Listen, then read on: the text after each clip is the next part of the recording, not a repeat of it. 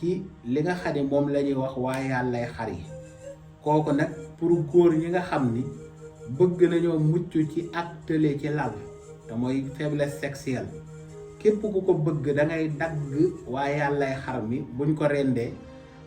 waaye boo ko daggee doo ko fees moom ak karaw gi noonu ngay boole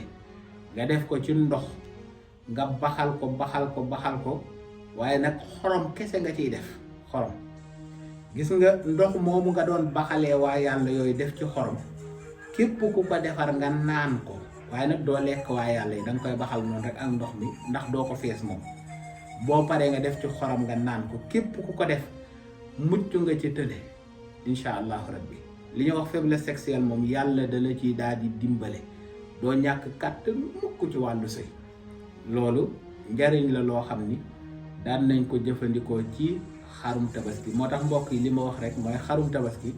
moom léppam njariñ la amul dara luñ ciy bàyyi bu ko defee kon ñaar yooyu moom la ñu ci indi woon tey di leen jox rendez-vous ci beneen vidéo ci seen bi di RTV Dakar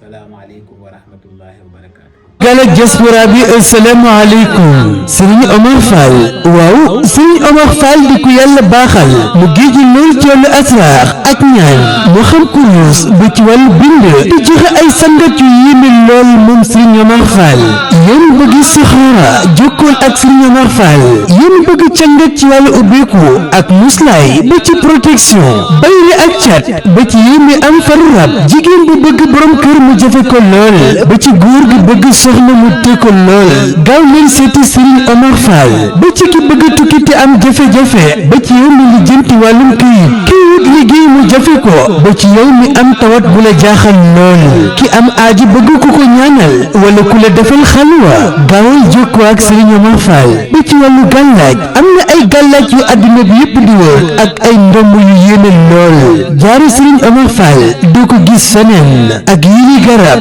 di dox ci wàllu faiblesse sexuelle maanaam góor gu néew kàttan ci wàllu sëy moom Serigne Omar Fall di ko yàlla baaxal mu géeju lool ci xam-xamu asraar gaaw leen jokkoo ak moom génn ci xat-xat yi ngeen ne ak seeni njàqare seeti leen ko gaaw naatal seen dund téléphone am di 78 566 35 79 ma bamtuwaat numéro Serigne Omar Fall 78 566 35 79 ak Serigne Omar Fall seeni jaaxle jeex na seeti leen ko gaaw cangat ci wàllu ubbeeku muslaay ak protection bay rek cat ba ci yow mi am faru rab jigéen bu bëgg borom kër mu jafe gaawal seeti Serigne Omar Fall góor bu bëgg soxna tuful làmb mu dëgër gaawal seeti Serigne Omar Fall ba ci ki bëgg tukki mu jafe ko wàllum kayit jafe la lool ba ci kiy wut liggéey te fu mu jub lu ñu ne ko du fii seeti Serigne Omar Fall te wut bu la jaaxal yéen bëgg ku la dugal xalwa